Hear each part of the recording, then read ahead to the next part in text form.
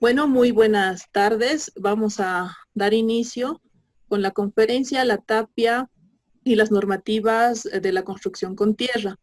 En esta oportunidad nos está acompañando el ingeniero Patricio Ceballos desde Ecuador. Él es ingeniero civil, director de tecnología alternativa, asesor independiente y consultor de construcciones con tierra y otros materiales naturales. Consultor estructural del taller Con lo que hay, cálculo estructural e implementación tecnológica en proyectos con tierra y bambú. Desde el ámbito de edificaciones de la Facultad de Arquitectura, Artes, Diseño y Urbanismo de la Universidad Mayor de San Andrés de Bolivia, hemos invitado al ingeniero y en esta oportunidad nos pueda compartir su conocimiento, sus experiencias en el ámbito de la construcción con tierra relacionada también a la ingeniería. Muchas gracias por su participación, ingeniero Ceballos. Y bueno, damos inicio a esta conferencia. Gracias, Pacha, muy amable por tu presentación. Felicitaciones, hemos logrado llegar ya a la charlita esta. Y un saludo a todos y todas los que van a participar en esta charla. Lo que se va a pretender un poco es mostrar cómo se hace una tapia, cuáles son las mejores cosas para proceder a una buena construcción. Y luego pues hablaremos un tanto de lo que son las normativas en términos generales, entendiendo que el tiempo no es muy generoso, entonces procuraremos ser lo más concretos y lo más rápidos posibles. Y luego pues iremos teniendo una serie de preguntas y conversaciones de tal manera de ir aclarando puntos que se nos pueden quedar en el camino mientras voy exponiendo cosas. Empecemos, voy a compartir la pantalla para iniciar una presentación. Con tu permiso, sí, Pacha. Sigue Patricio. Bueno, también agradecer a todos los que estén viendo el canal en vivo. Y bueno, mencionar también la experiencia del ingeniero Ceballos, muchos años de experiencia y uno de los grandes maestros de la construcción con tierra que tengo el orgullo de conocer. Sigue Patricio, Gracias, el Pacha. tiempo que quieras. Gracias, muy amable, muy amable. Entonces entremos al tema. Claro que sí, compartamos pantalla. Compartamos pantalla, sí.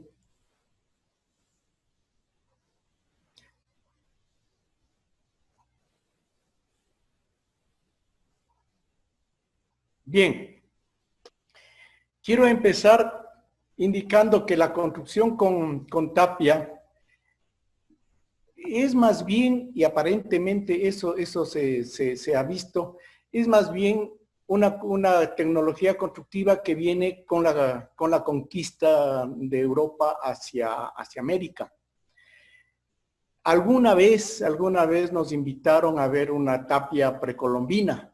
En realidad, los tres que fuimos pudimos ver que, al menos eso entendimos, que no era tapia precolombina, sino que lo que hacían parece ser una especie de amontonamiento de tierra en estado muy plástico y que luego le iban acomodando con las manos de tal manera de poder tener un muro aparentemente como tapia. Pero si uno le ve de costado, se veía como se chorrea la tierra en estado plástico y quedan unas capas y unos bordes que muestran que no es algo compactado. Además que tampoco se ha encontrado rastros de encofrados, que eso también es lo importante y quizás es lo que le identifica a la tapia. La tapia, pues obviamente, una de sus primeras cosas que uno tiene que pensar y enfrentar es a cómo hacer el molde. Y la tapialera, pues, deberá tener una longitud acorde con el espesor del muro. ¿Por qué con el espesor del muro? Porque luego los encuentros, los traves y todas las cosas que se requieren irán también en función de lo que es el espesor del muro. Entonces, deberemos tener una buena coordinación entre longitud de tapialeras y espesores del muro, de manera de que cuando tengamos que hacer unas L's, unas T, no se nos sea complicado el trabajar con los mismos moldes. Otra de las cosas importantes es que siempre se le va a colocar un diente de 10 centímetros por 10 centímetros y 15 arriba, para que pueda hacerse un machimbre, para que quede un canal en el tapial, de manera que luego el otro canal penetra ahí, queda un machimbre, y eso permite que en el sentido horizontal haya una continuidad del muro en el caso de sismos.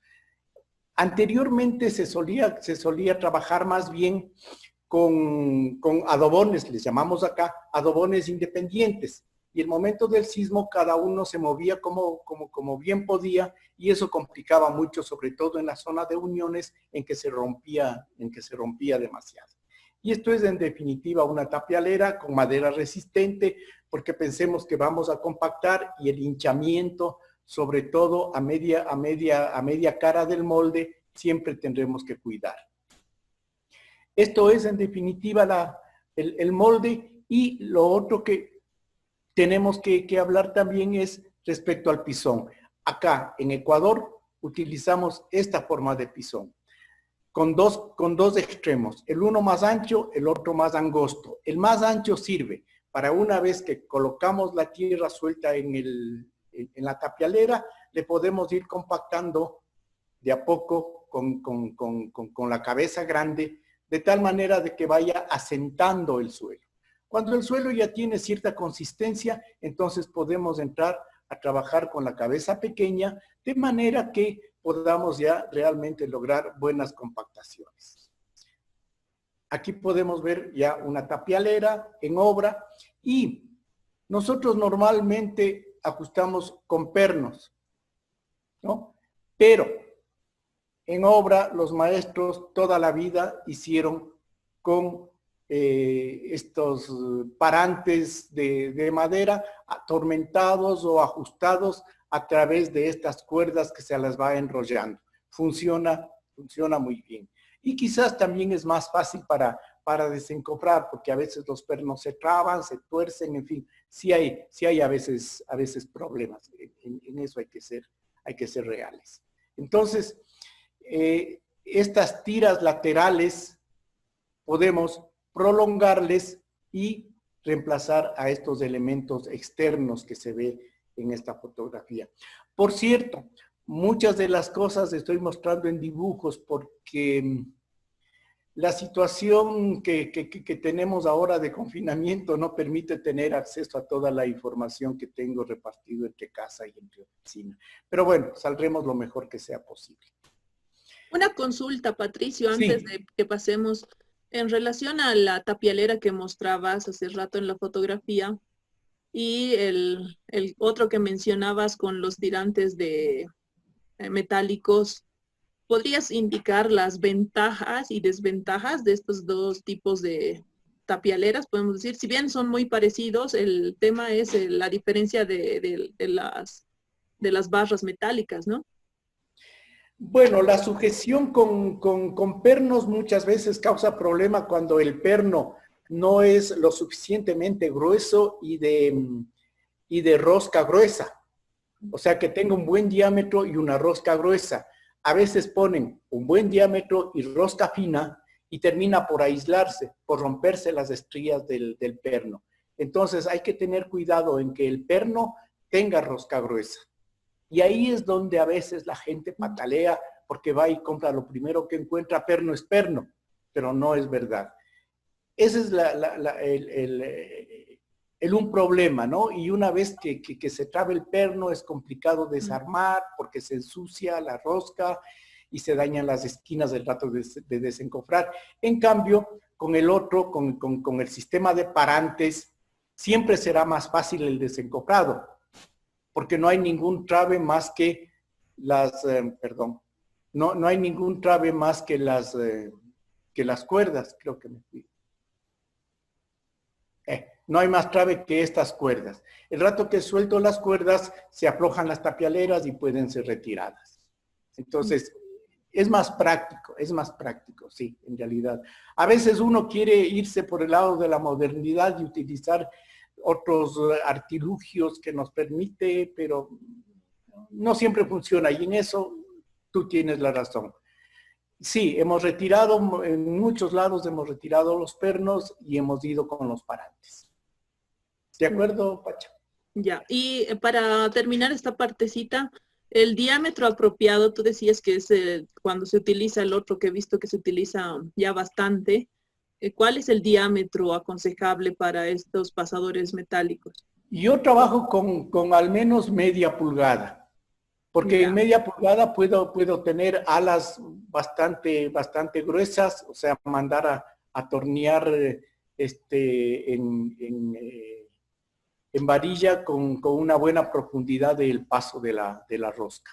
ya. De tal manera de que haya un mejor agarre, un agarre mucho más resistente, ¿no? Y que soporte todo el trajín que significa esto del trabajo con los pernos. Ya. Y en el caso de estos tapiales que estás mostrando en la fotografía, estas tapialeras, ¿cuáles serían las medidas de estos parantes verticales y los refuerzos también que tienen las tapas, ¿no? de estas tapialeras? ¿Qué es lo recomendable? A ver, esto se pone cada 40 centímetros. Entonces aquí tenemos 1, 2, 3, 4, 1,60. Esta es una tapialera de 1,60 porque estábamos trabajando con tapial de 40 centímetros. Otra cosa que también es bueno aclarar. Yo siempre pongo las tablas estas de manera horizontal. ¿Por qué? Porque esas tablas lo que me van a permitir es guiarme en las tongadas. Cuando lanzo tierra, no tengo que estar midiendo, sino que simple y llanamente cada 10 centímetros tengo una unión de tablas y yo ya sé si se fueron con mucho o falta todavía tierra. Porque esa es otra de las cosas que hay que ir chequeando, que las tongadas no sean muy altas. Entonces, por eso se les va poniendo horizontales.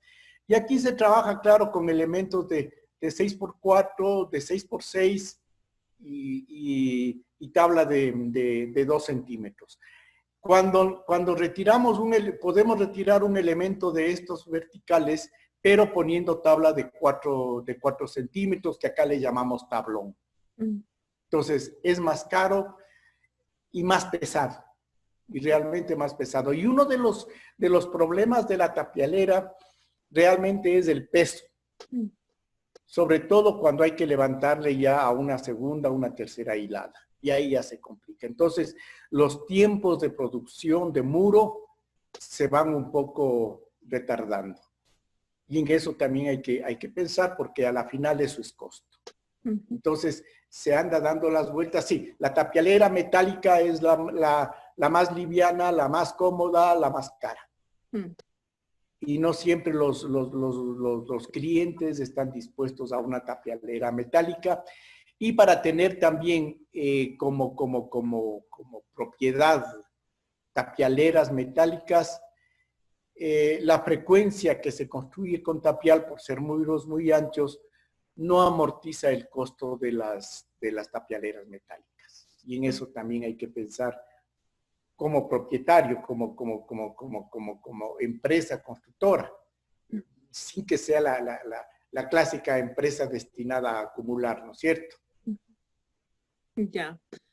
Bueno, también surge otra consulta. En este tipo de tapialera, los apoyos o los pies de amigos, ¿cómo se sujetan o cómo le damos la estabilidad para que no tengamos la posibilidad de que uno de ellos falle?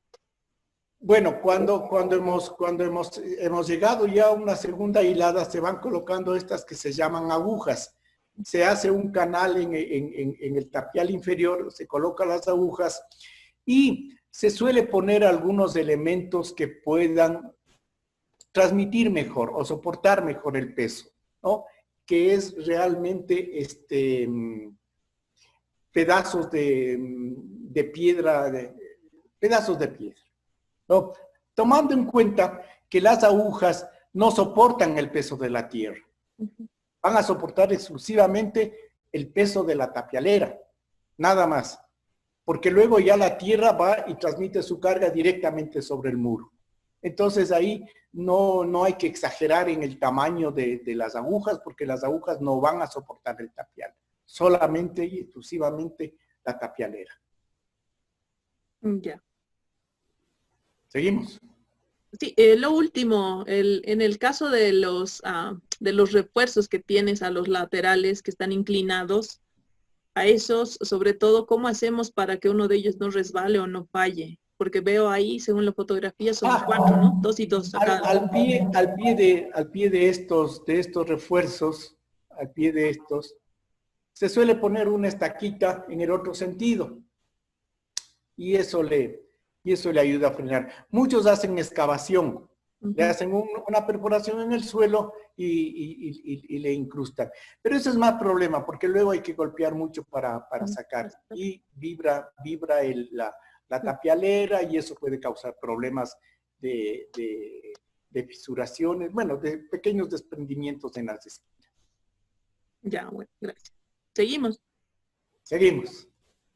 Bien, ¿cómo es en definitiva un tapial? Uno de los tapiales.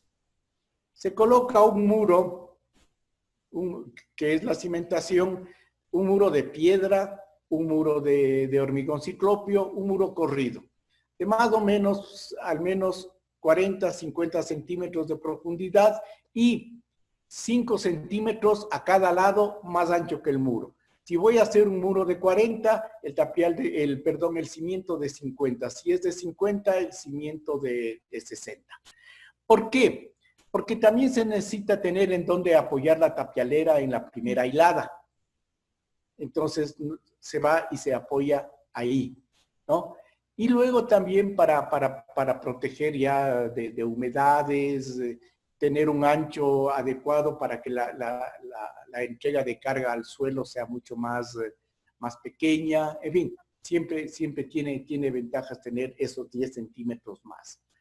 Se van haciendo ya los traves que todo el mundo sabemos, porque eso es en ladrillo, en bloque, en adobe, en cualquier material. Y se puede poner una cadena de medio nivel y una cadena superior. Ya la solera de remate donde va a apoyarse la cubierta. La de medio nivel será mucho más pequeña, pero esto sí nos permitirá tener continuidad a medio nivel, ¿no? Las cadenas, cualquier elemento extra que pongamos, sea que la solera vaya de hormigón o de madera, deberán siempre estar debidamente ancladas con el muro. Aquí, ¿qué es este numerito que está ahí que no se le ve bien? Son 40 centímetros de profundidad con suficiente espacio para que nos entre un mortero 1/4. Cuando hago mis anclajes con acero, el acero siempre deberá estar recubierto por cemento Portland, de tal manera de evitar los ataques que la tierra le puede hacer a corrosión. Por cierto, estoy utilizando dos términos, suelo y tierra. Aclaremos eso también para que nos entendamos. Suelo es lo que cubre la superficie del planeta y tierra es el material constructivo. Entonces el muro no es de suelo, el muro es de tierra. En eso también, porque hablo de suelo y hablo de tierra. Entonces, claro, yo digo, el cimiento tendrá que ser lo suficientemente profundo y lo suficientemente ancho, dependiendo, no de la tierra, dependiendo del suelo, de la capacidad portante del suelo, ¿no? Y los muros deberán tener una buena resistencia de acuerdo a la calidad de tierra que yo les he puesto. Sí, estamos claros en eso, ¿no es cierto? Clarísimo. Bien, sigamos en esto. Aquí ya vemos en obra. Vemos los canales que vamos dejando para que luego el otro adobón venga, penetre aquí y haga un trave, ¿no? Esta madera que vemos aquí es una madera que le hemos ido dejando para que se vayan, para que luego podamos abrir las ventanas y se hagan y eso ya trabaje como solera. Aquí podemos ver una pequeña perforación que se ha hecho. Esa perforación corresponde a un sitio donde habrá la ventana, porque luego la ventana le cortamos al muro y al muro le cortamos con una sierra que le hacemos de alambre de púas. Entonces, un pedazo de madera en un extremo, otro pedazo en el otro extremo, y se trabaja como si fuera una sierra. Le vamos cortando y luego se le va refilando con machete. Eso es lo que solemos hacer y podemos tener varias formas de ventanas de acuerdo a lo que se necesite, de acuerdo a lo que el proyecto arquitectónico requiera, y vamos ajustándole de alguna forma ya con el corte que le vamos haciendo. Entonces, para realizar los vanos o las ventanas, ¿utilizan siempre este tipo de sistema de corte? No siempre, no siempre. A ver, hay veces que en el proceso constructivo empiezan a dudar clientes y arquitectos.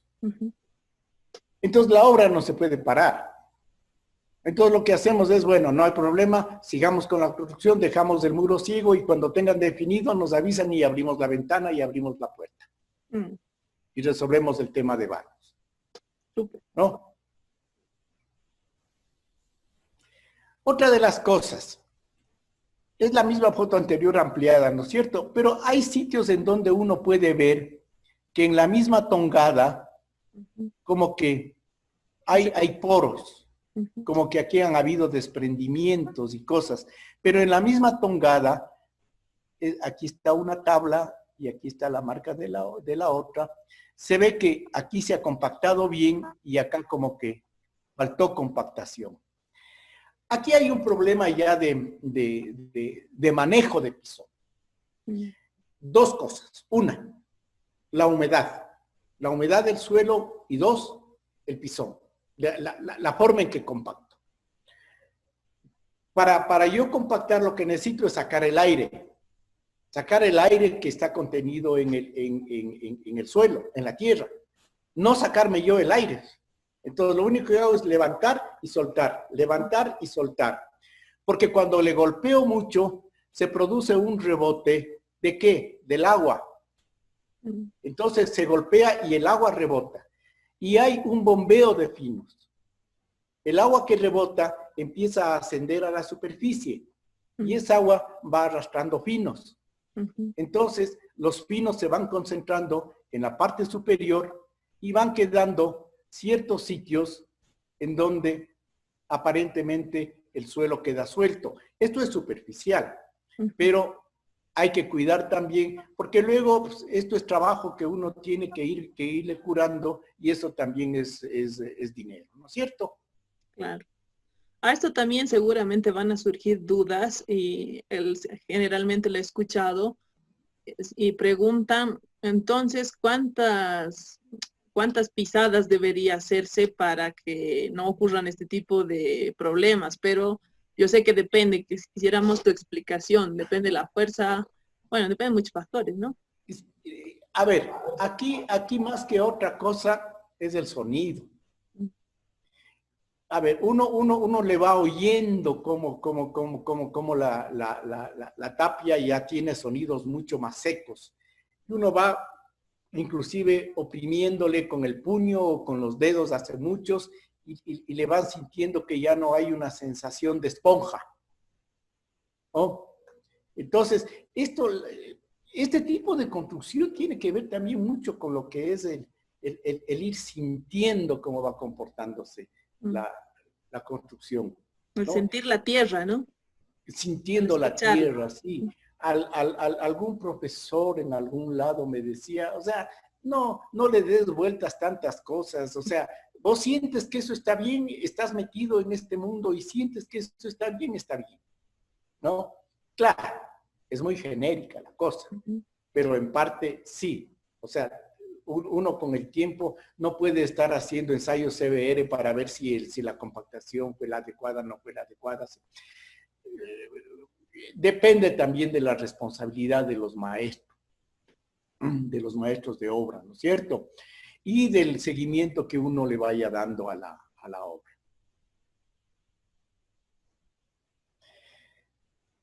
Esta es otra de las cosas que también siempre consultan, las granulometrías. Siempre será importante trabajar con un ensayo del suelo. Entonces, el ensayo más fácil, más elemental, será el trabajar con una botella, un frasco, lo más regular posible, poner el suelo ya triturado, agitarle y dejarle en reposo. Y luego se van discriminando las capas. Lo más pesado va cayendo hacia el fondo, lo menos pesado a la mitad y lo más liviano pues arriba. Y esto es arena, limo y arcilla. Ahí no hay ningún misterio y con eso podemos ir sacando los porcentajes, ¿no?, de cada una de las cantidades de material que tenemos. Este es un apoyo que siempre hay que tenerle en obra, porque no siempre tenemos el mismo estrato, no siempre nos llega el mismo suelo, entonces tenemos que ir cada vez mejorando la calidad. Entonces, los suelos arenosos entre el 60 y 70% son los suelos para tapial, ¿no? Es un suelo que tiene bastante poro y por lo tanto podemos golpearle y podemos ir sellando los poros de estos simple y llanamente por una acción dinámica que le hacemos desde fuera. La humedad tiene que estar entre el 17% más o menos de la humedad óptima, de manera que, y bueno, lo que digo ahí, ¿no? O sea, se toma el suelo, se le toma un puño, si queda conformado el puño, estamos en la buena humedad. Si se parte el rato que abro la mano, pues ese rato y me indica que hay falta de agua. Y si se me escurre por entre los dedos, obviamente hay demasiada agua. Entonces, esta es una cosa que también tenemos que ir siempre chequeando, porque de lo contrario, si le ponemos con mucha agua, cualquier golpe que le demos, el agua tiende a aflorar y va llevándose los finos. Entonces voy dejando mucha arena en el fondo y voy a tener mala calidad de tapial. Entonces la humedad es importante.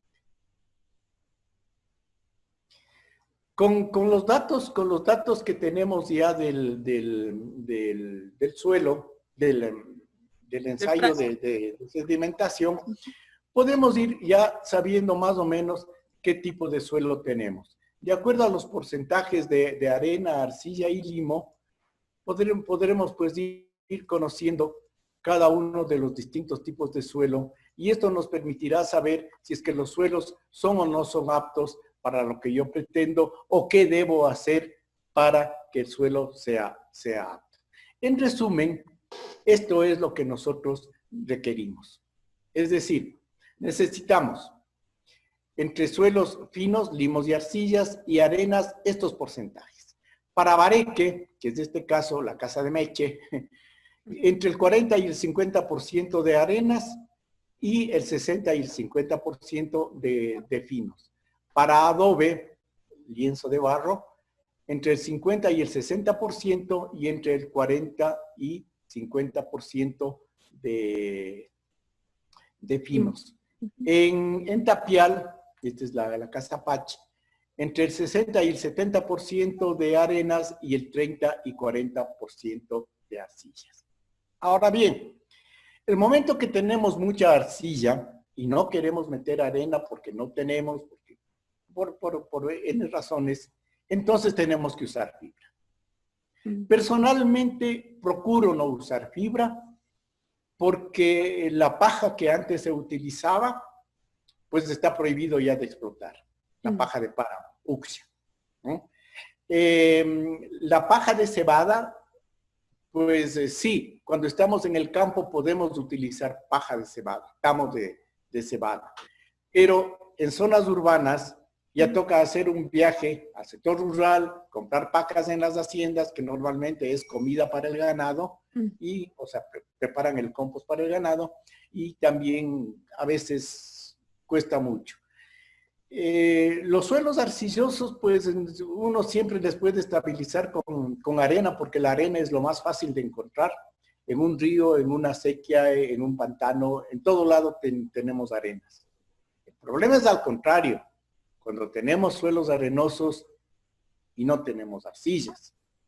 Entonces ahí sí tendremos que meter cales más o menos en una relación 1:6, o tendremos que meter cemento en un 2, 3, 4%, ¿no? De tal manera de lograr mejores capacidad de compactación de los suelos. Otra de las cosas importantes, y lo que les decía, debemos tener la posibilidad de armar bien una tapialera en T, utilizando las mismas tapialeras que tenemos. Y aquí, bueno, tenemos un medio tablero frontal y estas ya son las compuertas, ¿no? De tal manera de hacer una L con un lado largo y un lado corto para que en la otra hilada pues podamos dar la vuelta y hacer el trave, ¿no es cierto? Otra cosa que vale la pena mencionar, en el proceso constructivo, muchos empiezan desde el centro, lo más fácil, y dicen, y luego hacemos las esquinas y los encuentros. Bueno, estructuralmente lo más crítico son los encuentros. Y son los encuentros básicamente porque ahí es donde hay concentración de esfuerzos y ahí es donde se rompen los muros. Cuando nosotros vemos una casa de tierra que ha fallado, el problema básicamente es las esquinas, las uniones de los muros. Ahí es donde se rompe. Entonces estos muros deberán ser monolíticos y por lo tanto deberán tener el desarrollo requerido para poder soportar bien todos los esfuerzos de corte que vamos a tener, a más de los refuerzos que se les puede poner, sean aquí refuerzos esquineros más de la solera o inclusive refuerzos a 45 grados fuera de los muros. Entonces, en eso ya depende también del diseño arquitectónico, del constructor, etcétera, etcétera, etcétera. Aquí tenemos ya, por ejemplo, es un muro ciego. No, aquí se ha dejado, no es puerta, pero se ha dejado una pequeña separación para luego cortar. Aquí seguramente no hubo la decisión de qué tamaño de puerta había, pues le corrimos hasta que se cumpla la tapialera completa y luego vendremos y le cortaremos de acuerdo a lo que se requiera, conforme al acuerdo que hayan tenido entre arquitecto y clientes. Miren, este tramo de aquí se le ve mucho más uniforme, pero sin embargo se ven algunas niñitas un poco más oscuras, bombeo de filos. El criterio siempre es construir con materiales locales en donde prime la idea de la casa sana, ¿no es cierto? En un comienzo, cuando yo empecé con esto, ya más de 40 años, qué bestia. Se construía la casa de hacienda. Entonces, cuando se hablaba de casa de tierra, se hablaba de casa de hacienda. Y siempre se procuró imitar la casa de hacienda, que es la casa española, ¿no es cierto? Pero de a poco han ido variando ya los criterios y el diseño arquitectónico también ha ido cambiando. En esta, como se puede ver, tenemos cielos rastos de tierra, perdón, de carrizo, madera no bien tratada. Y lo lindo del tapial es que a uno le permite hacer cosas interesantes en los muros, ¿no? Entonces, estos son ya detalles en la sala de un proyecto, auxiliares en un dormitorio, en fin. O sea, uno puede ir haciendo tallas en los muros sin exagerar, dependiendo también dónde, ¿no es cierto? Entonces, y uno va ya cuando el arquitecto ha decidido todo esto, hay que ir diseñando de tal manera de que estas cosas sean posibles hacer. Ahora, en ese caso de estos vanos que mostrabas las fotografías, ¿cuál es el espesor máximo que se debería realizar para no dañar a la tapia? O también los criterios para saber cuánto de diferencia tienen que tener con las esquinas o las ventanas o las puertas. A ver, aquí por ejemplo, en que se le ve que es bastante grueso esto, ¿no es cierto? Tiene buena profundidad. Aquí se decidió una cosa y se puede notar en este sitio, nos lanzamos un muro de 1 metro. 1 metro de espesor. De tal manera de que la mitad sea vano y la mitad sea portante. Y la cubierta, ustedes ven que está retranqueada hacia atrás. Sí. ¿No? Entonces, esta es la pared que está en la parte de 50 que le corresponde al muro portante. Esta parte delantera simple y llanamente fue hecha para poder tener estos efectos. Acá se tuvo un muro un poco más corrido y la profundidad permitió que quede en el fondo 20 centímetros. 20 centímetros, pero teníamos todavía capacidad de poder jugar con vanos. Además, este no era muro portante, ¿no? Entonces, eso también hay que ir jugándonos bien.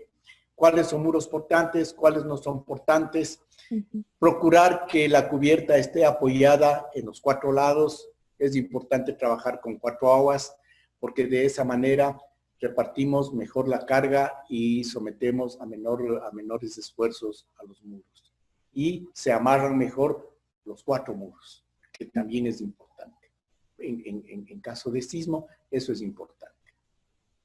Lamentablemente, no sé si esa es la corriente en todo lado, pero mucho de la arquitectura que ahora están planteando es o a 1 agua o a 2 aguas. Y cuando se habla de 4 aguas, tengo que agachar la cabeza y decir, ¿y qué les parece a 4 aguas? ¿No? Eso uno. Otra cosa que también vale la pena, ya que me estoy mencionando arquitectos y todo, es el trabajar en equipo. Antes uno recibía los planos, le decían, ve arquitecto o ingeniero, de calculando esta casa que ya está diseñada. Inclusive ya está aprobada por el municipio arquitectónicamente. Y uno pues, lo que hacía era ajustarse a lo que se pueda. Ahora más bien trabajamos coordinadamente. Casi que desde la primera línea estamos juntos. Entonces hay un seguimiento a todo el diseño arquitectónico, de tal manera de que cuando hay que hacer el diseño estructural, ya casi todo está resuelto y no hay ningún problema y no hay sorpresas de que hay que cambiar, de que esté vano, no. Entonces ya todo está debidamente coordinado, cliente, arquitecto, ingeniero. Entonces las cosas van fluyendo. Mucho. Esta es la casita, una casita de hacienda, esta es la que vimos antes. Esto era tapial, es pues tapial y toda esta parte, más bien construcción liviana, bareque y vidrio, ¿no? Entonces, también en el caso de la norma peruana, que es la que se maneja con mayor fluidez, pide que en las plantas, en las segundas plantas, sean materiales livianos. Y eso, pues claro, por cuestiones de sismo, es importante evitar esto del péndulo invertido.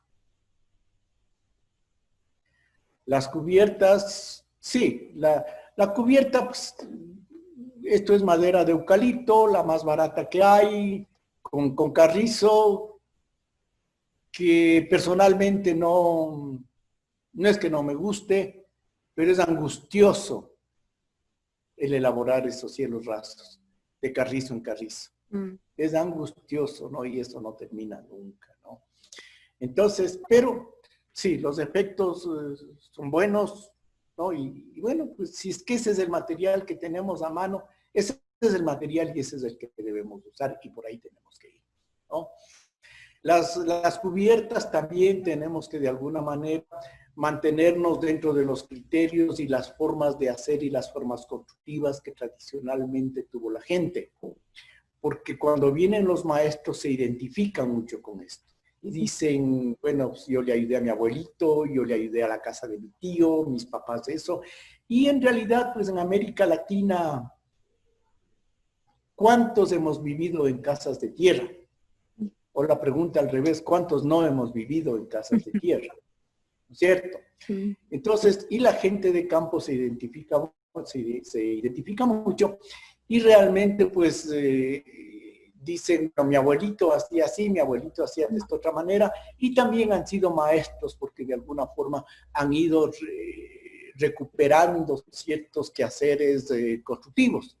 Y nosotros les hemos ido dando la justificación técnica, la justificación ya estructural, que nos garantice que esos nudos, esas uniones no nos van a colapsar. En el caso, en la fotografía que mostrabas es el caso donde podemos encontrar carrizo, ¿no? Y otros Claro, datos más altiplánicos, digamos, que sería lo más caña recomendable. brava, caña brava. Ya. Hay sitios en que hay caña brava, que es un bambú delgado, ¿no es cierto? Este es un primo hermano del bambú, este es, no sé si llamarle bambú andino, no sé cuál es la familiaridad realmente, pero se utiliza carrizo y en otros lados se utiliza mucho la caña brava. Ya. En Salvador tienen, no me acuerdo el nombre, pero tienen una especie de caña brava casi sólida, con lo que se hace el bareque ahí y de una buena resistencia, ¿no? No sé si a su debido tiempo las amigas del Salvador, si se están viéndonos, nos cuenten la Magda, la Delmi, Tati. Claro, las vamos a hacer participar y nos den una clase también de todo lo que Y tienen que en nos el cuenten cómo se llamaba la cañita esa que tienen. No me acuerdo, no me acuerdo. Ya. Y en el caso de que no contemos, digamos, con ninguna de las dos, ¿cuál sería la recomendación a utilizar en esa parte del Bueno, proyecto? ahí ya si ya no se tiene, pues ya se pueden utilizar ya materiales industrializados, ¿no? Tablero triplex, fibrocemento liso, inclusive los setas de 7 centímetros de concreto con malla electrosoldada. O sea, ya irse por el lado de los elementos industrializados. Porque ahí sí no hay otra alternativa. A ver, yo anteriormente era muy duro, muy estricto. Esto hay que hacer así y no. Entonces uno se va dando contra las paredes y a veces no hay soluciones.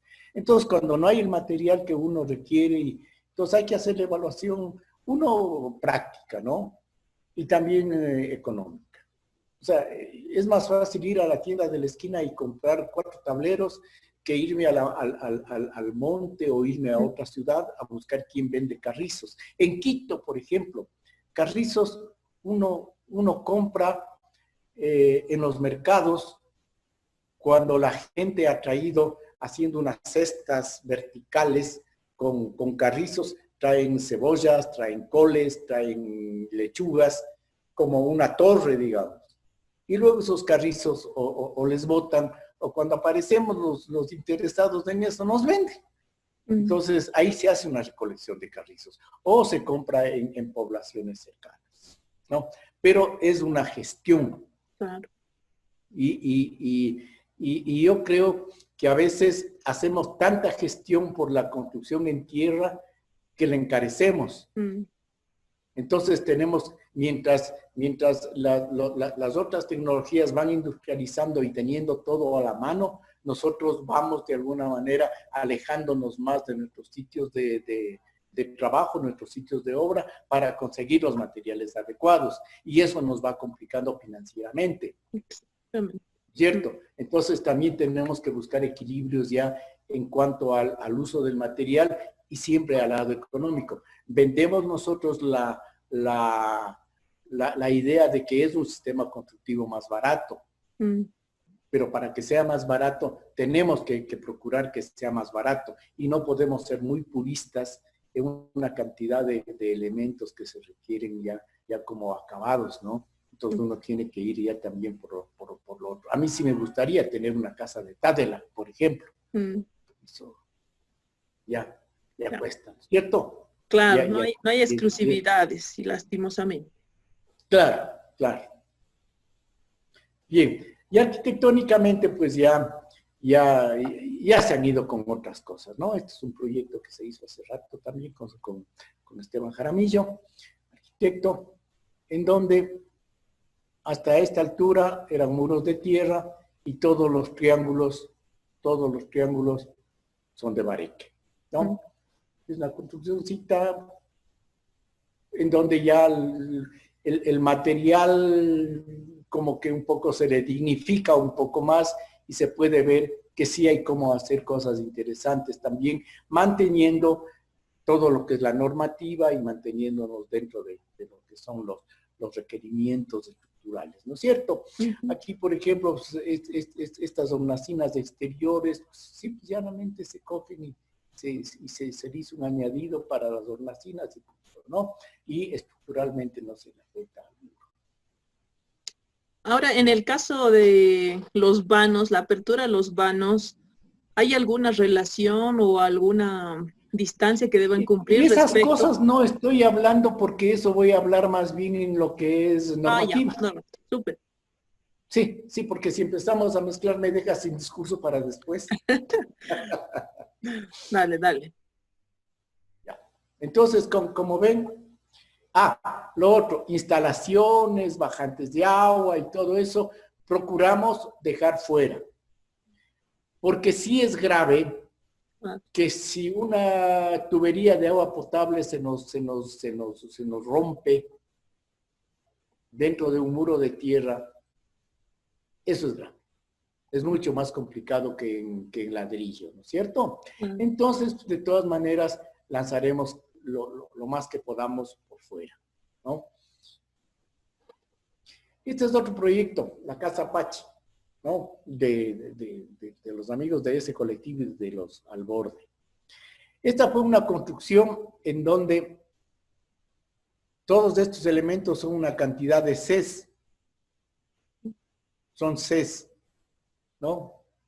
Elementos estructurales muy bien estabilizados, separados 4 metros, no me acuerdo bien, y un gran corredor central, ¿no? El ingreso por aquí, y este gran corredor, ¿no? Luego se convertiría en cocina, comedor y sala de estar, ¿no? Entonces, claro, muchos dicen, tú dices que no hay cómo tener vanos grandes, ¿sí?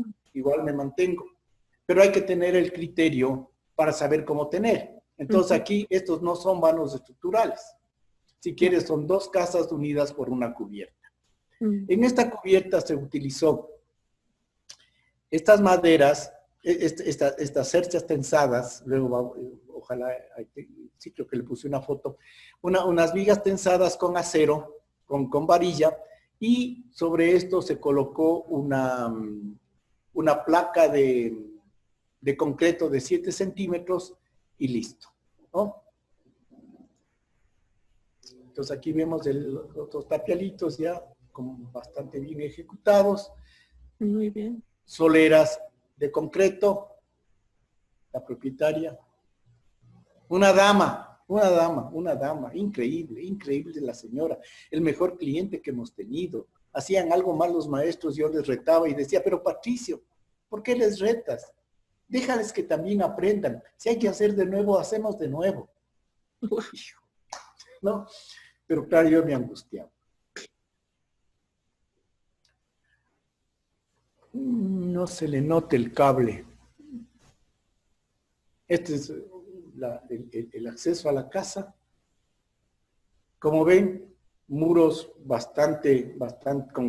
con bastante área para soportar cargas. Y este es el gran corredor, ¿no? Y aquí se ven los cables tensores de la cercha, ¿no? Por cierto, los cables tienen que ser en este sentido y en el sentido transversal, porque de lo contrario, estos parantes tienden también a deslizarse lateralmente. Entonces hay que también estabilizarlos, ¿no? Y sí, ahí está. O sea, esto es la nueva corriente de arquitectura, lo nuevo con materiales totalmente tradicionales y con una apariencia muy digna, ¿no es cierto? Y a costos adecuados. Este es otro proyecto, la Casa Lazo. Este es un proyecto ya de campo, ¿no? Se hizo fuera de Quito, a unos 120 kilómetros fuera de Quito, en donde participé acá en el diseño estructural, simple y llanamente, ¿no?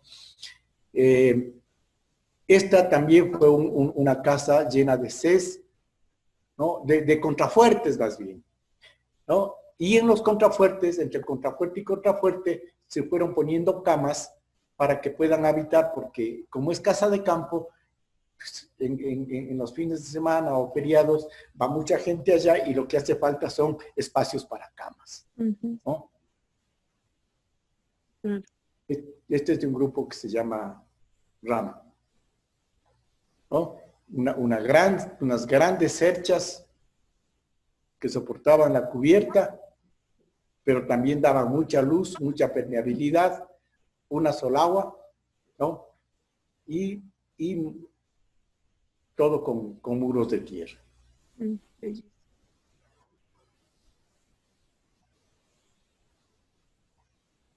La famosa Casa Lazo.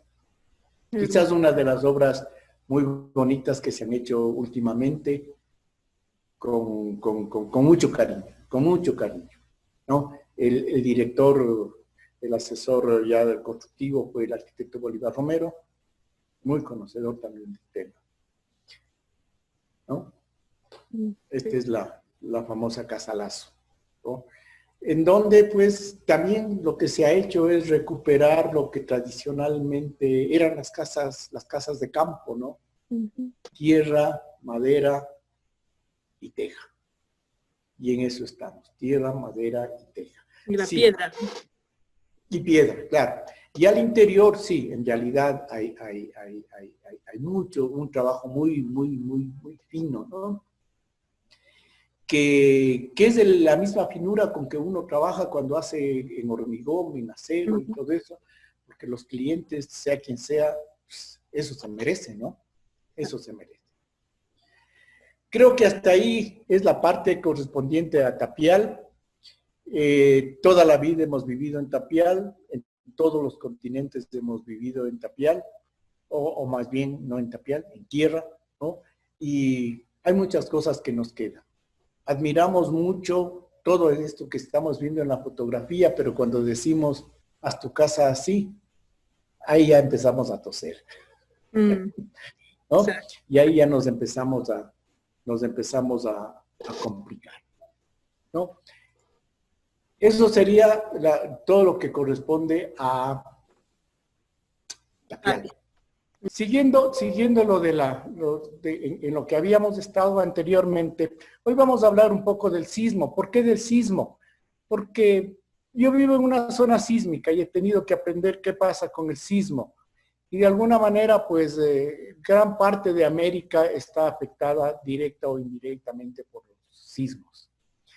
En la gráfica que les he puesto, lo que se ve es que si viene un sismo en el sentido transversal a la pared, esa pared, si no tiene algún refuerzo, si no tiene algo en qué sustentarse, sobre todo con cómo soportar los esfuerzos de tracción, esa pared realmente se va abajo, ¿no? Salvo que el sismo o el esfuerzo mayor le venga por el lado de su mejor inercia. Y eso realmente, pues, no tiene por qué suceder así, ¿no es cierto? Es aleatorio, totalmente aleatorio eso. Entonces, pues empiezan a poner columnitas y a poner algún tipo de refuerzos verticales, pero en el sentido horizontal también es necesario colocar algún refuerzo, de tal manera de que no se nos raje desde la parte superior, igual por esfuerzos transversales. Los pórticos ya trabajan mejor, pero igual los muros siempre estarán sometidos a una vibración transversal bastante fuerte debido a que no tienen ningún soporte. Si le ponemos una cubierta a un muro sin ninguna estructura, lo que sucederá es que se irá como un castillo de naipes. Entonces hay que estructurar bien a la casa y una construcción de muros portantes se basará básicamente en lo que es un sistema constructivo de muros portantes, de cajas estructurales. Las cajas estructurales, pues ya venga por cualquier dirección el sismo, el muro tiene donde apoyarse y puede resistir de mejor manera y solidariamente y disipar todos los esfuerzos de estos que vengan hacia él. Ahora bien, esta caja estructural necesita, ya en el caso de vivienda, tener puertas, tener ventanas, tener vanos en general. Y para eso, pues, al menos en el caso nuestro, vuelvo, se emitió la norma de viviendas de hasta 2 pisos con luces de hasta 5 metros, para un poco regirse, y es lo que se está haciendo en América, no tener una norma genérica para viviendas, sino una norma que de alguna manera también esté más dedicada a la vivienda popular, a la vivienda de bajo costo y a las viviendas, como aquí indica, hasta de 2 pisos y de 5 metros de luz. La norma en el caso nuestro, dice, cuando se refiere a la construcción con adobe, que para el diseño de muros portantes de adobe, regirse al Código de Construcción con Adobe del Perú, norma E80 para construcción con adobe. Entonces, nuestra norma dice, vaya y consulte a ver qué dice la norma, la E80. Esta es una foto del proyectico de la norma del 2000.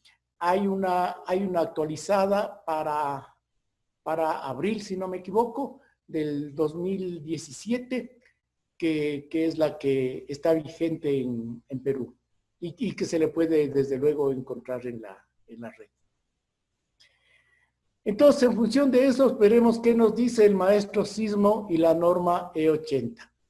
El término maestro sismo lo he tomado de la forma en que se refiere Marcial Blondet de la Católica de Perú, ingeniero director del departamento de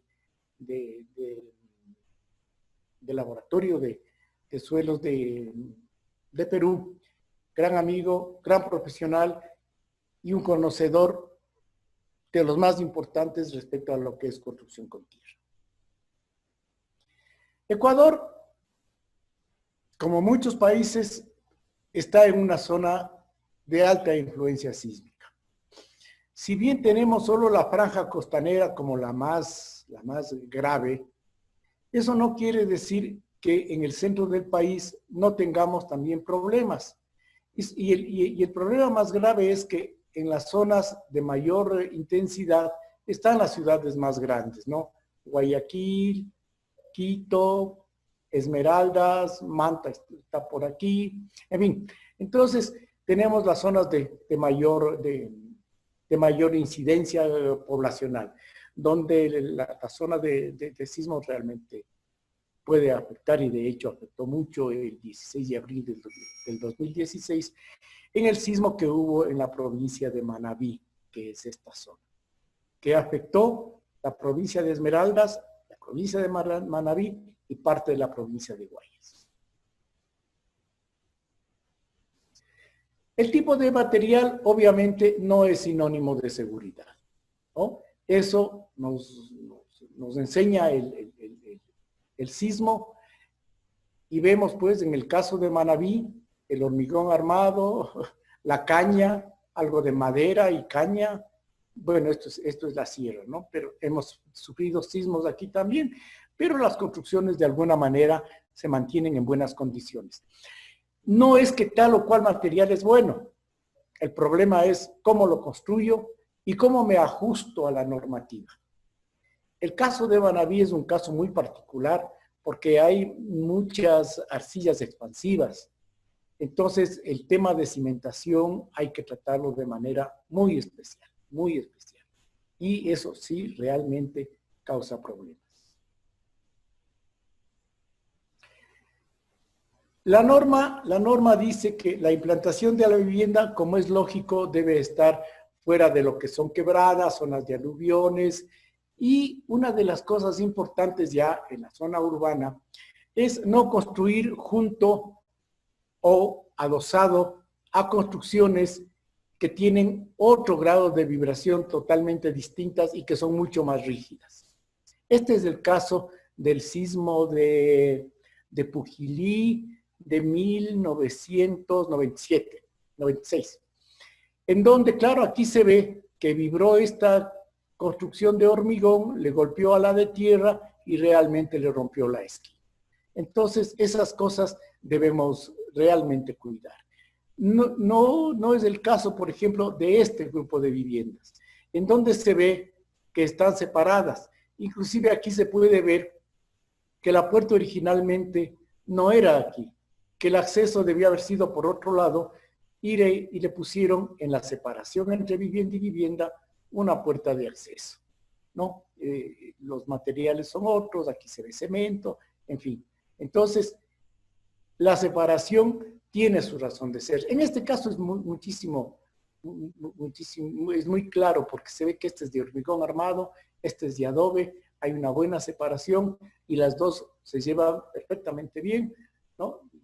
Y no tienen por qué afectarse la una a la otra. La cimentación. En las casas tradicionales andinas no se hace cimentación. Simple y llanamente no se hace cimentación. Viene el sismo y les va arrastrando con todo, porque no tienen ninguna adherencia hacia el suelo. Entonces será obligatorio siempre generar un cimiento corrido, un cimiento que en este caso de la fotografía, luego interviniendo ya en el sismo, se le estaba haciendo de hormigón ciclópeo, ¿no? Estamos poniendo la piedra para luego poner el hormigón. La profundidad mínima 60 centímetros y el ancho 40 centímetros. Eso nos dice la norma y como referencia mínima. De todas maneras, uno tiene que abrir, ver qué tipo de suelo es y de acuerdo a eso tomar la decisión si respetar el mínimo o generosamente irse un poco más allá o en profundidad o en ancho de cimiento corrido. Los muros. Los muros que no tienen refuerzo, también les pasa esto. Son muros que apenas están pegados, no tienen una argamasa de buena calidad y hace que los muros empiecen, sobre todo los de adobe, empiecen a romperse en forma de escalera por la argamasa. El elemento de unión es de tan mala calidad que siempre falla por ahí. Y ahí viene la discusión. ¿Hago adobes o BTCs de mayor resistencia sin importar la unión? ¿O me preocupo mucho de la unión y tengo adobes artesanales, que parecería que la resistencia de 20 o 25, bueno, hasta 30 kilogramos por centímetro cuadrado, como que es una resistencia adecuada para el trabajo que van a hacer? Entonces, hay que trabajar mucho en lo que son las uniones, ¿no? Y evidentemente poner los refuerzos. El tema de los refuerzos es otra cosa que causa controversia, porque muchos dicen hay que poner un refuerzo con acero de 12 milímetros. El problema es que el acero de 12 milímetros es demasiado rígido, viene el sismo, vibra y le rompe el muro. Entonces, lo que se ve en la fotografía es acero de 8 milímetros, en donde es mucho más flexible, puede moverse con el muro y ayudarle a disipar todos los esfuerzos de tracción, todo el problema de corte que se va a presentar en los distintos muros, ¿no? Entonces, será importante que nosotros anclemos el refuerzo en el cimiento y anclemos el refuerzo en la viga de coronación o en la solera. Eso es importante. De tal manera de que haya una continuidad vertical y horizontal, que luego veremos también, y cada 4 hiladas siempre será bueno poner un refuerzo horizontal, ¿no? De tal manera de que internamente tengamos una malla que es la que nos va a soportar todos los esfuerzos. Pensemos en que la deformación, la deformación del muro es irse en forma de panza hacia afuera y un ratito, traigo un papel de tierra o una pared cualquiera. Esto pasa el momento del sismo. se deforma, hay flexión. Pero luego el muro tiene que regresar y al regresar hace esta deformación. Entonces, en estos bordes se presenta concentración de esfuerzos y es donde se rompe. Los muros de tierra normalmente ustedes habrán visto que la rotura no es en el centro sino hacia los extremos. Y es porque el muro va y cuando regresa se presentan estos dobleces cerca de las esquinas y ahí es donde se rompe. Entonces ahí es donde debemos proteger principalmente. Antes de pasar, perdón Patricio, esos aceros verticales que tenías en la fotografía, ¿cada cuántos metros está aconsejado que se pueda realizar? Y la profundidad de estos bueno, aceros.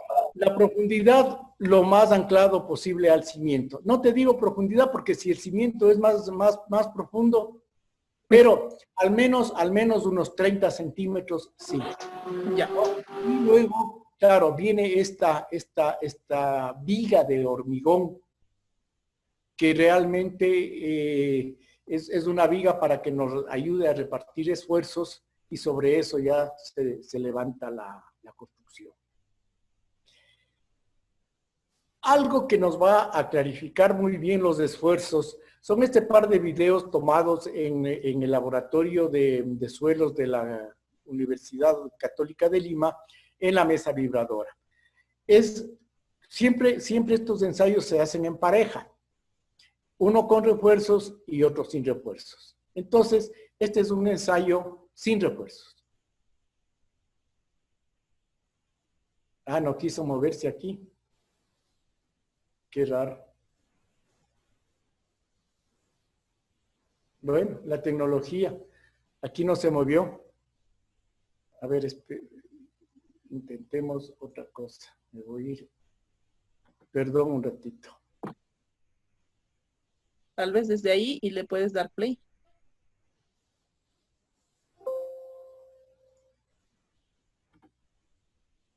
No, en pantalla compartida eso no funciona.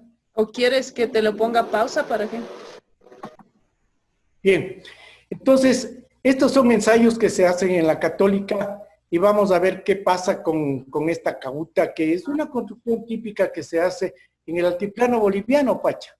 Sí, sí, Raúl estuvo con los proyectos en la década de los 90. Pues ahí estamos, ¿no?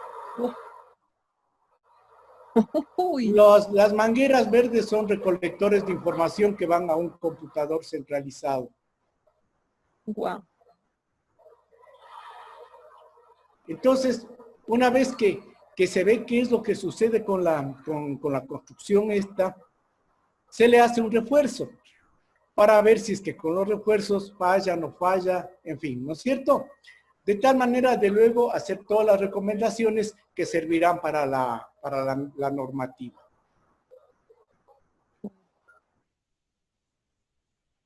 Aquí ya es el mismo modelo de construcción, pero tiene un refuerzo de malla plástica, tanto interior como exterior. Esta retícula más o menos, ¿cuánto de distribución tendrá? Esta es como de 5 centímetros. ¿Cómo agarran? Sí.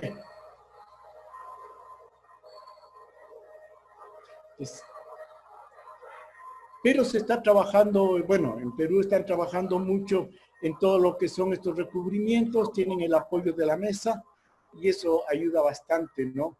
Para hacer recomendaciones.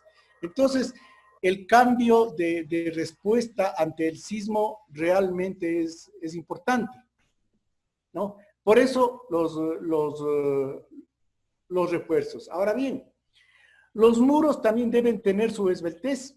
O sea, tampoco es que los muros pueden irse hasta el infinito. Y aquí vemos que el muro tiene que ser 8 veces el espesor, ¿no? Si el muro tiene un espesor de 30, la altura máxima deberá ser 240, ¿no? Cuando va a más de 8 veces el espesor, entre 8 y 9, siempre será conveniente que ya lleve solera, elementos de refuerzo horizontal y vertical en todas las longitudes de los muros. ¿no? En el caso anterior, la solera de refuerzo horizontal y vertical en los encuentros de los muros. Siempre es conveniente, al menos yo, siempre procuro mantenerme en este rango, que la altura no rebase las 8 veces el espesor del muro. Y sin embargo, cumplo con esta recomendación: soleras y refuerzos a todo lo largo del muro, ¿no? Entonces, eso ya es criterio de cada diseñador, ¿no es cierto? Entonces, el muro debe ser de tal manera de que tenga refuerzos en ambos sentidos. Otra de las cosas que ya habíamos hablado anteriormente es que los controles granulométricos tienen que ser permanentes. Entonces, esta es una foto tomada en una obra en donde, pues, junto con los planos tienen que estar las botellas. Las botellas para ensayos de suelo, no para otra cosa, ¿no? Entonces, siempre trabajamos, y la gente ha habido que entrenarle para que también sepan manejarse todo el tema del manejo granulométrico.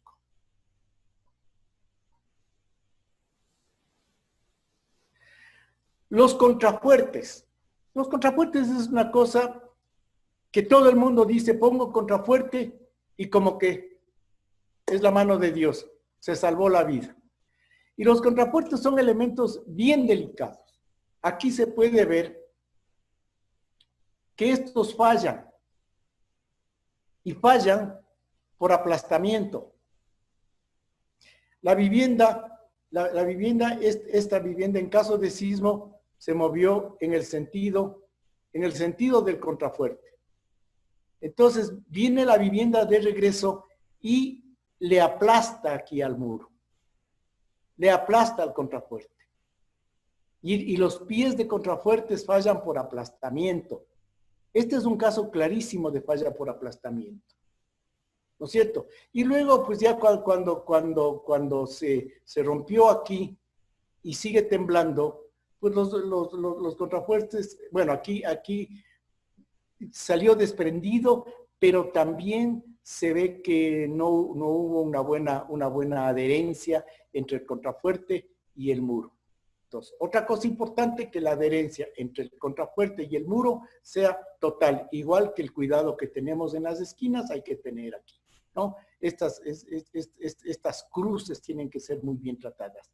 Y el desarrollo del contrafuerte al pie deberá ser al menos 3 veces el espesor del muro, ¿no?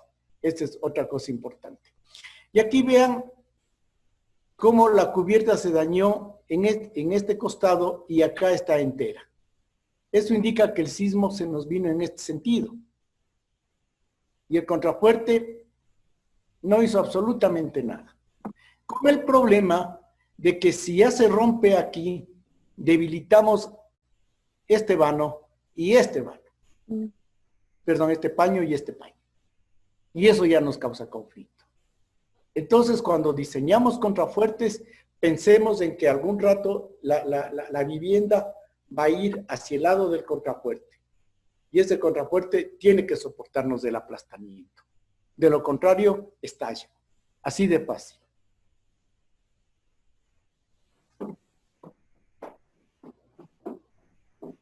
Las esquinas y los encuentros de las paredes, como les había indicado con el papel, las esquinas son críticas, porque ahí es donde se producen las fallas. En este caso, se ve claro que este muro no estuvo totalmente adherido a este. Estuvo simple y llanamente topado. Aquí se ve el barro con que simple y llanamente le fueron uniendo y se construyó. Entonces, el sismo vino en el sentido de este muro. Entonces, este muro se movió a manera de cuchillo, y como no estaban unidos, le fue golpeando al muro transversal y terminó rompiendo. Entonces, también debemos tener un buen trabe de tal manera de que se ayuden y puedan mover, y no que el uno haga de yunque y el otro de martillo, porque lo contrario pasan estas cosas. La adherencia, por eso es que cuando hablaba de la tapia, lo importante que les decía es proteger que la construcción en las esquinas, en los ángulos y en los cruces de paredes, esos estén muy bien hechos, con todas las dimensiones correctas, y en el centro, no quiero decir que a lo que venga, pero dar prioridad a las esquinas. Eso siempre será importante. La mano de obra y los morteros. La mano de obra es importante. Bueno, no solo en esto, en todo, con el problema de que hay que capacitar, ¿no? Si la mano de obra no está capacitada, se tiene construcciones como estas. Ustedes vean las caras de los adobes, están totalmente limpias. Se puso un mortero que no sirvió para nada. Pues simple y llanamente casi un apilado de adobes que al menor empujón todo se vino abajo, ¿no? Entonces, volvemos al comentario que hacía hace ratito. ¿Hasta dónde es importante el tener un muy buen adobe y no trabajar muy bien las uniones? En ese caso, aquí se ve que los adobes soportaron bien, tan soportaron bien que se cayeron y todo, y los adobes están enteros, muchos de ellos, ¿no? Pero lo que fue el desastre fue la unión. No había unión. Entonces trabajaron lindos adobes, de buena resistencia, todo lo que se quiera. Pero no hubo un mortero. Entonces el mortero es otra de las características importantes que la norma dice que debe tener, al menos la resistencia de los adobes. Entonces siempre será mejor ir un poco más allá. Hacer un mortero ya con suelo mejorado, con suelo estabilizado, de tal manera de que se logren mejores resistencias. Considerando que el mortero, que el adobe, perdón, yo le pongo en mi molde y siempre le presiono un poco y tiene un proceso de secado y todo eso. El mortero, simple y llanamente, coloco el mortero, asiento el adobe y no tiene ninguna compresión mayor que esa, entonces queda una cosa probablemente muy porosa, entonces debe tener una resistencia superior a la del adobe para que el momento de un sismo pueda transmitir la energía hacia los adobes y puedan trabajar como un conjunto mucho más homogéneo. ¿No? Acá también una esquina muy mal diseñada, muy mal realizada. Nuevamente vemos adobes limpios, ¿no? En donde se ve que el mortero nuevamente dejó de funcionar, ¿no? Entonces ahí hay que tener mucho cuidado. Y sobre todo, capacitar a la mano de obra para que la mano de obra sepa la importancia que todos y cada uno de los elementos tienen en la constitución de un muro. Los vanos. Los vanos dicen que la suma de los vanos deben ser no más allá del 1/3 de la longitud del muro entre apoyos, considerándose como apoyo inclusive un contrafuerte, ¿no?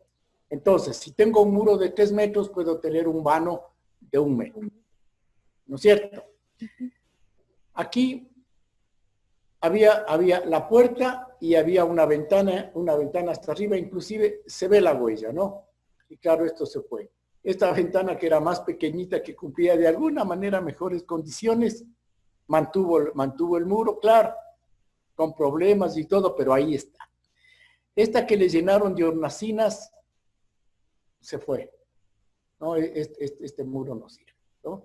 Entonces, habrá que tener cuidado también de no irnos más allá del 1/3.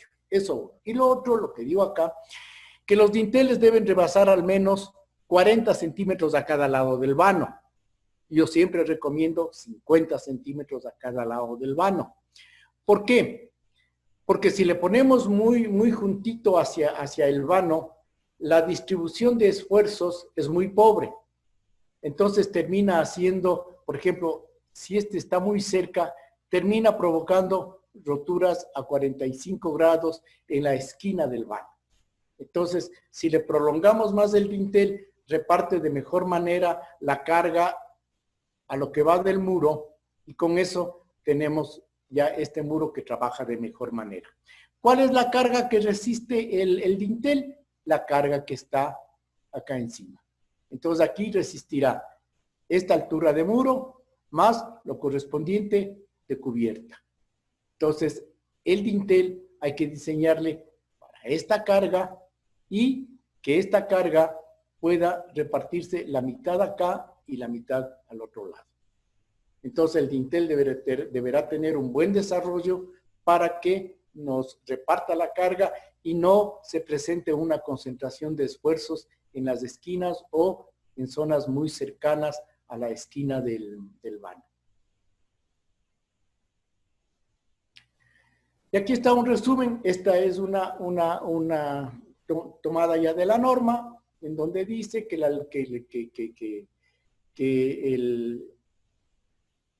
el espesor del muro, aquí está el EO, tendrá que simple y llanamente ser, perdón, no, esto es otra cosa.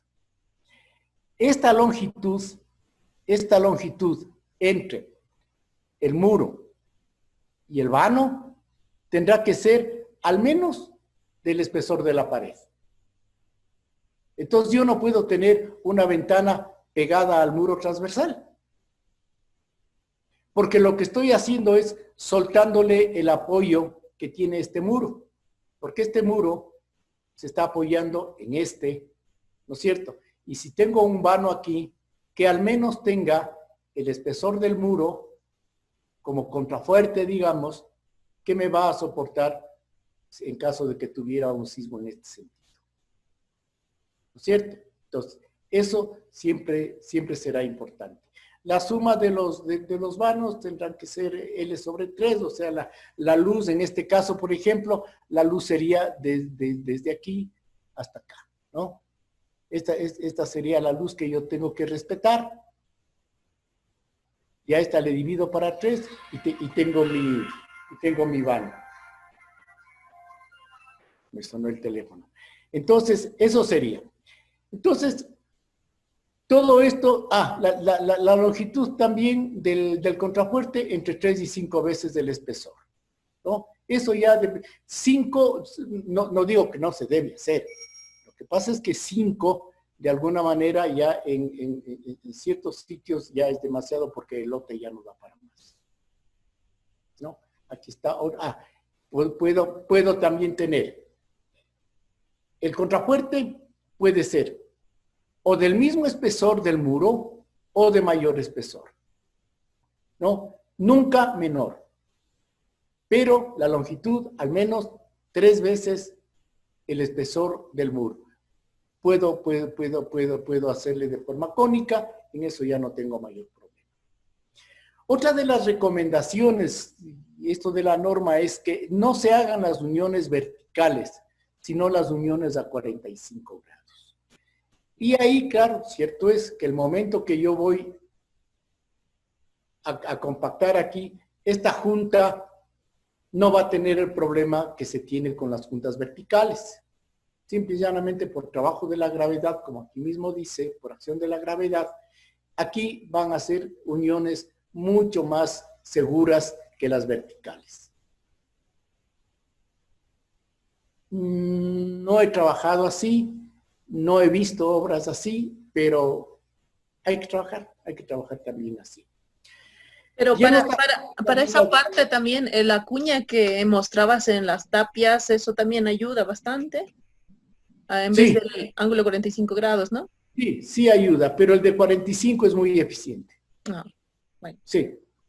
Y lo otro también es el armar, el armar, y en lo que está trabajando mucho la gente de Perú, es el armar todo un enmallado, un empaquetamiento de los muros con drisas, ¿no? Con sogas plásticas que son sujetadas cada 30, cada 40, cada 50 centímetros, dependiendo, claro, de la longitud y la altura del muro.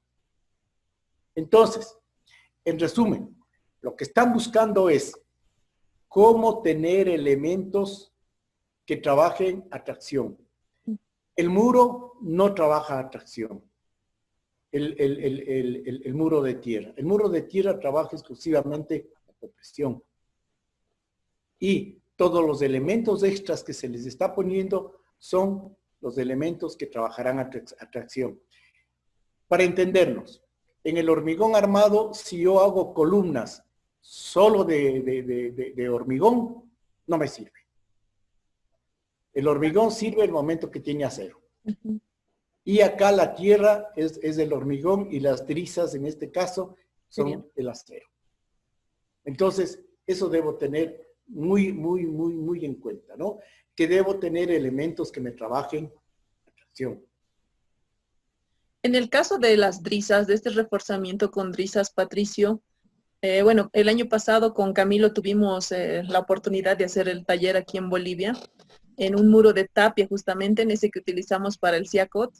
Y lo que todavía no estaba muy claro, porque Camilo había trabajado en muros de adobe con este reforzamiento y en tapia todavía no, era los reforzamientos verticales. Es recomendable que vayan desde el cimiento, o en adobes había mencionado Camilo que se han trabajado 30 centímetros del sobrecimiento. ¿Tú sabes algo de esto? ¿Nos puedes explicar? No, los refuerzos verticales siempre se necesita que se anclen al piso. Ya. Porque tienen que ayudar a entregar el esfuerzo a la cimentación. Si es que yo trabajo desde a 30 centímetros, como dices, del piso, queda una banda que no va a trabajar a compresión. Y lamentablemente ahí es donde tengo también mucho corte provocado por sismo o por lo que sea, ¿no? Porque se chocó un carro. ¿Cierto? Entonces, siempre es conveniente darle continuidad hasta la cimentación. En este caso de tu fotografía, la referencia del sobrecimiento sería esa línea que tenemos antes de la línea final. Puede ser, sí. Y más o menos esa distancia, ¿cuánto sería lo conveniente? El sobrecimiento se deja 20, 30 centímetros dependiendo de la zona lluviosa, porque eso está destinado, entre otras cosas, a proteger de la lluvia a los pies de las paredes de tierra, ¿no es cierto? Y digamos que esta es la línea de sobrecimiento, pero como viene todo y envuelve, entonces la primera fila esta podrá estar tranquilamente a otros 20 centímetros, ¿no? Ya. Y no hay problema en eso. Ahí la dificultad sería pasar, ¿no? El sobrecimiento, atravesar justamente para hacer. Bueno, lo que pasa es que ya se dejan marcas ahí, o sea, el momento que se va haciendo el sobrecimiento ya se deja pasado varillas, pasados elementos, de tal manera que quede ya el reforzamiento. Va a pasar el repello.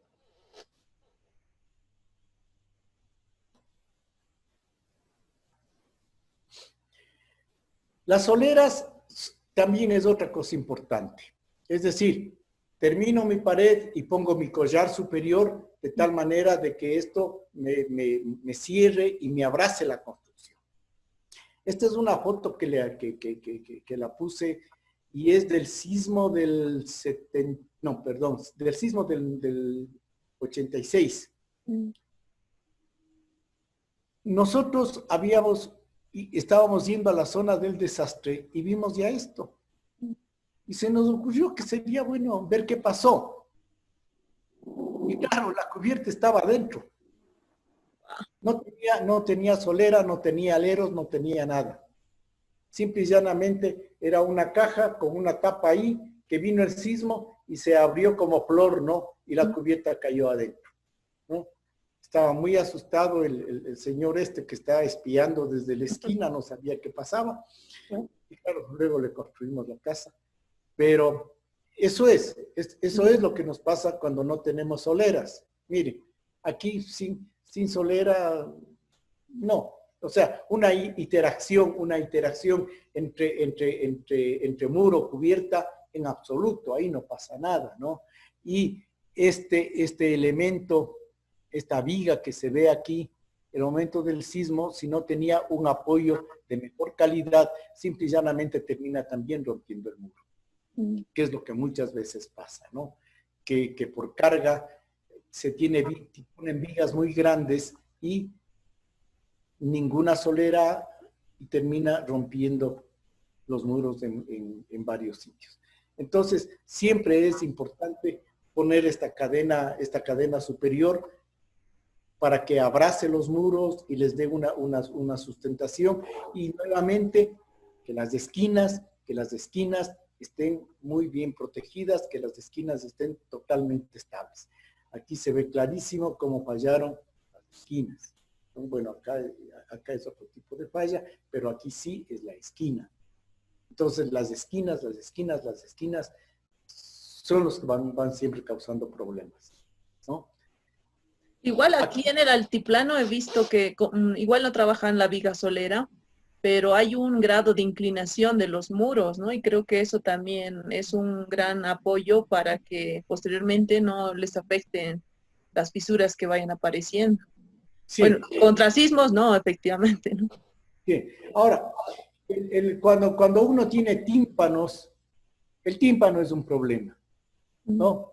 Entonces, los tímpanos, yo prefiero hacerles de bareque.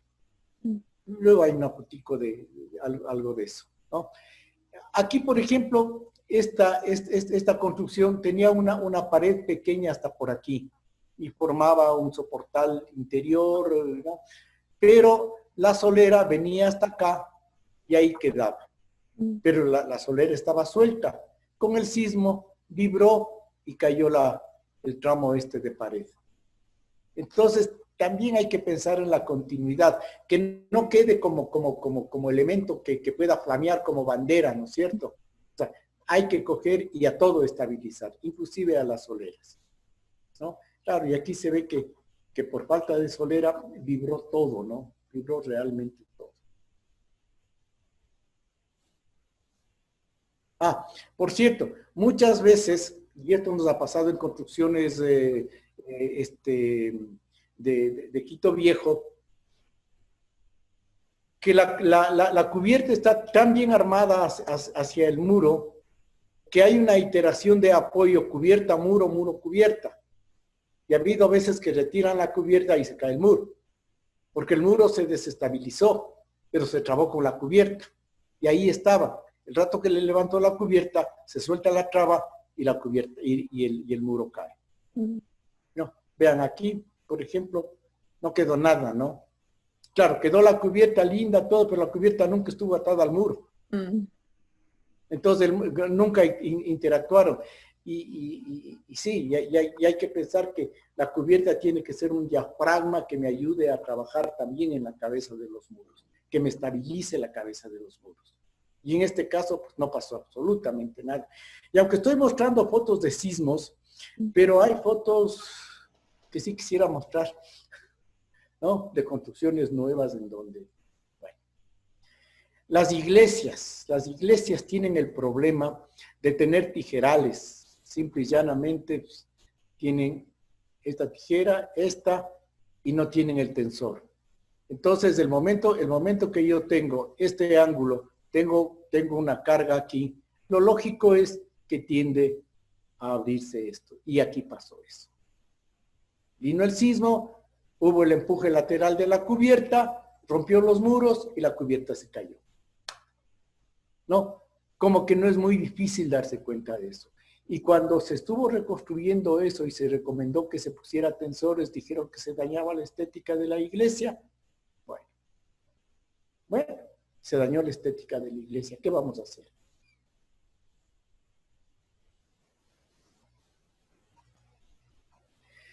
Esto es lo que hemos encontrado en Quito. Luego de un sismo fuerte que hubo en Quito, Quito empezó a trabajar mucho en la restauración y se encontraban muchas vigas con estos elementos, con estas estacas. Y estas estacas estaban prácticamente en fachada. Y claro, ellos ya sabían, por prueba y error, que los muros se caen hacia afuera. El primer muro se cae hacia afuera. Entonces había que sujetarle. Y le sujetaban con estos elementos, ¿no? Claro, al comienzo decíamos, ¿y eso? Y claro, cuando uno empieza a pensar con cierta lógica, descubre que ellos tenían mucha más lógica que nosotros, ¿no? Y ahí, y eso ha estado funcionando 500 años en el centro de Quito, ¿no? El casco histórico.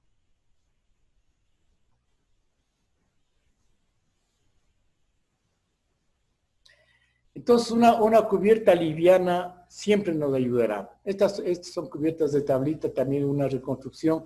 Y aquí se ve en que si todo esto es adobe, los tímpanos siempre les decimos de bareque o de madera, ¿no?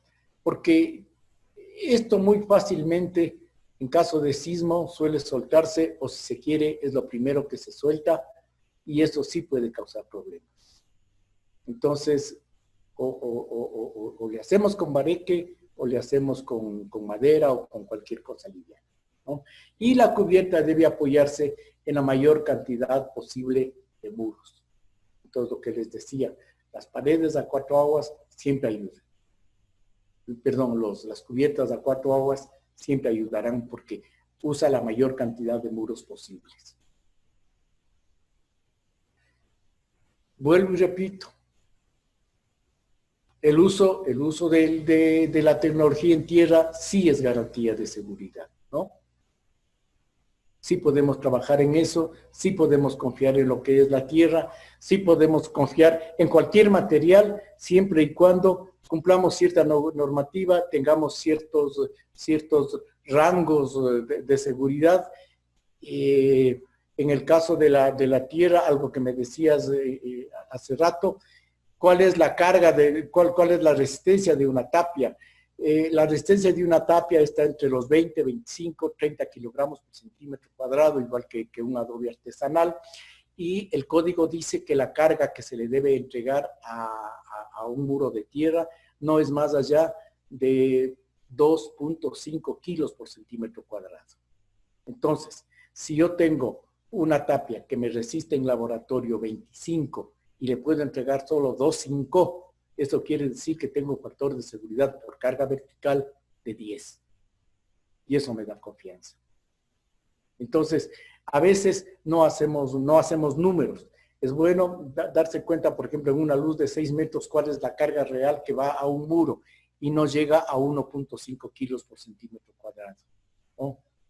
Entonces, eso es importante, ¿no?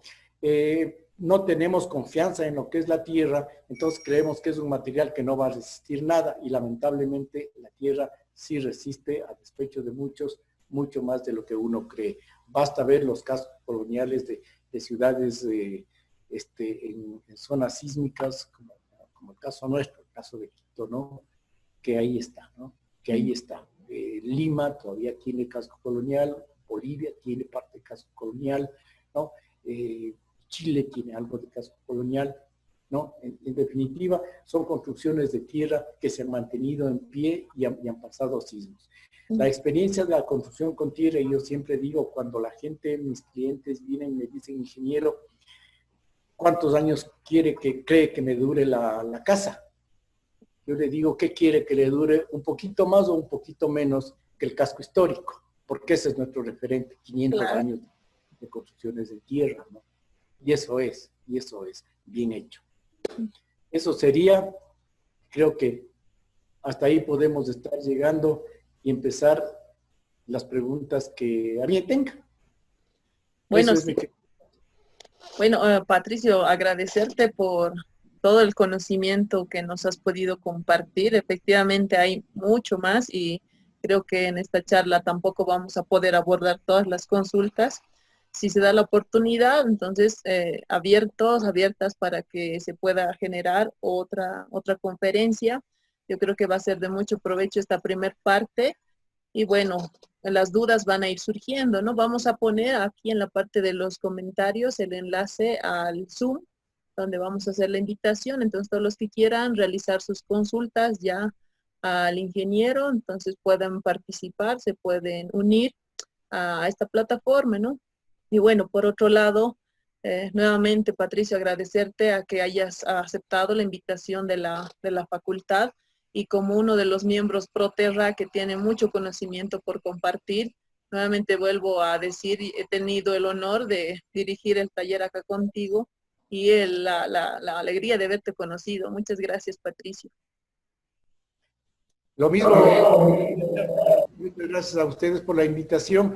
Y sí, las preguntas irán aclarando un poco más de cosas que a veces uno por la presión del tiempo no las dice. Pero no es que no quiere, pero en las preguntas podemos trabajar mucho eso. Eso es, Pacha. Muchas Gracias, gracias. Patricio.